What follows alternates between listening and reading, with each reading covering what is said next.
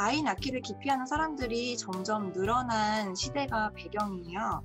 그리고 정부는 출산율이 너무 낮아지니까 직접 이제 나라에서 아이를 키우겠다라면서 NC센터를 세우고 국가의 아이들이라는 이름으로 애들을 키웁니다. 실제로 우리나라가 출산율이 굉장히 저조하다고 하죠. 참고로 합계 출산율이라는 용어가 있는데 여기 여성이 살아가면서 임신을 할 수 있는 기간 중에 낳는 아이 수를 얘기를 하는데 우리나라는 여성 한 명당 한 명이 안 돼요. 굉장히 낮고 전 세계적으로 봐도 가장 최하위이거든요.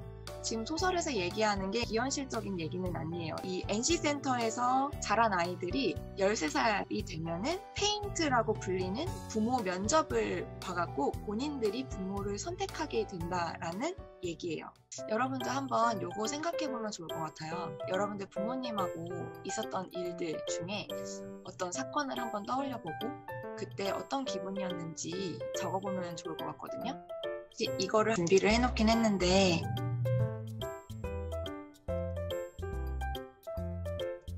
여러분들 지금 제가 채팅창에 보낸 링크 한번 눌러볼래요? 여러분들도 써보세요. 아, 대학이랑 성적 얘기했는데 정말 시간이 빠르다고 느꼈다. 부모님과 미래 때문에 다투었어요. 못 믿는 것 같아서 서러웠어.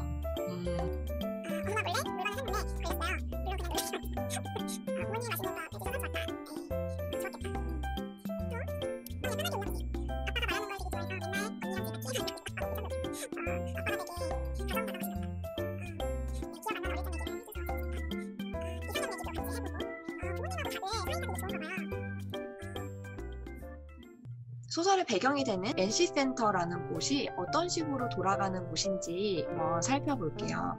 NC가 네이션스 칠드런의 약자예요. 여기가 단계가 있어요. 첫 번째, 바로 태어나서 학교에 들어가기 전까지 있는 곳이 퍼스트 센터, 그다음에 8살에서 12살까지 지내는 곳이 세컨드 센터, 그리고 라스트 센터는 13살에서 19살까지 지내는 마지막으로 거쳐가는 센터라고 나와요.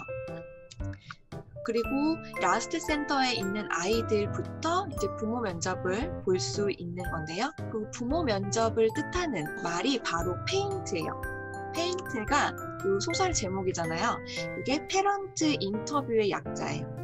입양을 신청하는 사람들이 굉장히 많다고 나오는데 그 이유가 아이가 필요해서도 있지만 입양을 하면은 나라에서 지원금을 주기 때문에 그런 재정적인 혜택을 노리고 하는 사람들도 굉장히 많은 것으로 나와요. 이런 예비 부모를 프리포스터라고 하는데 서류 심사도 해야 되고 건강검진도 받아야 되고 심리검사까지 받아야 돼요. 그 아이에게 보내는 영상 메시지, 그걸 이제 여기서 홀로그램이라고 하는데 그거를 이제 또 보내야 돼요. 아이가 그 홀로그램을 본 다음에 프리포스터하고 약속을 잡는 거죠. 그래서 1차 면접을 하게 돼요. 그 센터에서 자라는 동안 아이들끼리만 살 수가 없잖아요. 그래서 거기서 돌봐주는 사람들이 있는데 이게 가디언이라는 존재들이 있고 그다음에 로봇이 또 있어요. 집안일 같은 거 해주는, 밥 해주고 집안일 해주는. 만약에 이 나이가 될 때까지 입양이 안 됐다. 그래서 그냥 나이가 먹어서 나오게 된다. 그러면은 그냥 NC센터 출신이라는 꼬리표를 달고 나오게 되는 거예요. 중간에 입양됐다가 파양해갖고 다시 돌아오는 경우도 있다고 나와요. 그런 경우에도 다시 NC센터 출신이라는 꼬리표를 달고 나오게 되는 거죠. 아이들은 웬만하면 부모를 만나려고, 그래서 부모 면접을 되게 기다리고 최선을 다해서 하려고 하죠. 근데 이 NC센터 출신이라는 꼬리표를 달기 싫어하는 이유는 예전에 무서운 범죄 사건이 있었는데 범인이 NC센터 출신이라는 게 알려지면서 사회적인 반감이 굉장히 커진 거예요. 그러니까 이제 사회생활을 하기가 아무래도 어렵겠죠. 그러면 좀 등장인물들을 살펴볼게요. 일단 주인공은 제누라는 애였죠. 정확한 이름은 제누 301이에요. 고유 이름이라기보다는 이 NC센터는 이름이 이렇게 배정이 되는데 1월에 와서 제누예요. 제뉴어리의 자 뭐죠? 그러고서 뒤에 숫자를 붙여요. 제누 301이라고. 근데 이 제누는 영리한데 냉소적인 면이 많은 애예요.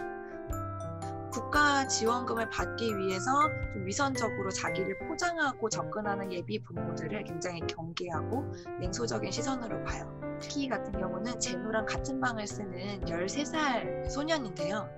얘는 몇 월생일까요? 아키는. 여러분들 채팅창에 한번 써봐요. 아키는 몇 월생일까요? 처음 하게 된 부모 면접에 대해서 굉장히 기대를 많이 하는 애고, 마음에 드는 예비 부모를 만나고 또 그들이 자신을 좋아하지 않으면 어쩌나 걱정을 하는 애예요. 굉장히 순수한 애고, 이런 얘의 순수한 면들이 제노한테 좋은 영향을 끼쳐요. 노아는 제노랑 동갑인데 15살 때 한번 입양이 됐었어요. 근데 제 발로 다시 NC센터로 돌아온 케이스예요. 겉으로 봤을 때는 불만투성이인 것 같지만 알고 보면 생각이 굉장히 깊은 애고, 부모를 고르는 이 페인트 과정에 대해서 제노가 좀 성숙한 시각으로 바라보게 만드는데 좀 공헌을 하는 친구예요. 아까 가디들이 있다고 했잖아요. 여기서 좀 주되게 나오는 가디가 박과 최예요. 이름이 공개가 안 되고 그냥 성만 따서 박, 최 이렇게 나오는데, 이 사람들은 정말 아이들을 사랑하고 아끼고 좋은 부모를 만나서 행복하게 살아가기를 바라는 사람들이에요.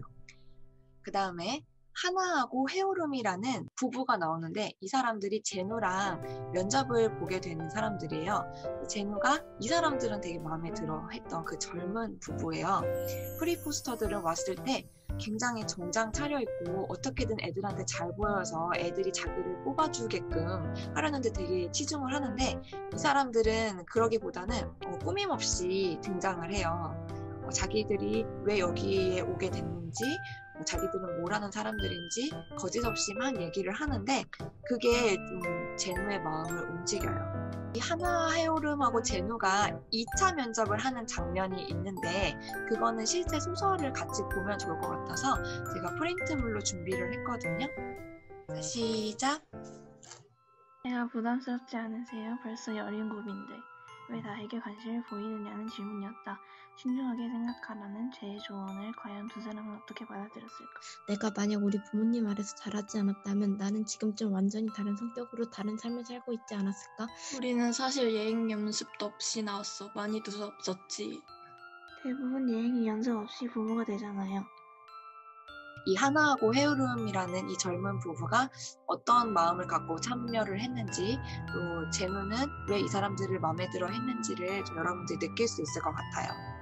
만약에 여러분들이 제노 같이 부모 면접을 볼 수 있게 된다면 어떤 질문들을 던질 것 같은지 각자 한번 생각을 해보고요.